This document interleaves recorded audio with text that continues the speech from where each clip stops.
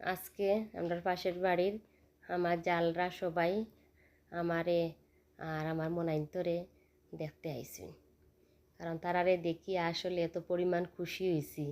আর আমার মনাইন তো এমনিই, কারণ তো আমরা সবসময় যে একলা খালি গরো থাকি, কোনো আত্মীয় স্বজন পাইলে আমরা মানে না পাইয়া পাই, এত পরিমাণ খুশি হয়েছি যে বাসায় প্রকাশ করার মতন নয়।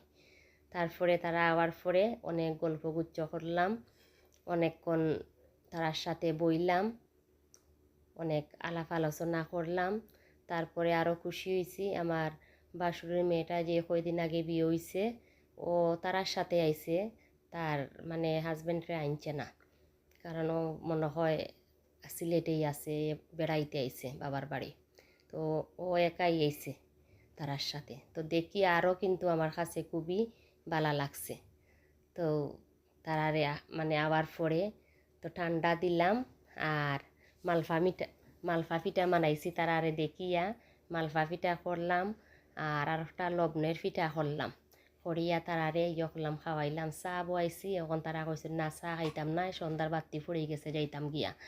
তারপরে চা না খাইয়া ঠান্ডা দিলাম, তো ঠান্ডা খাইয়া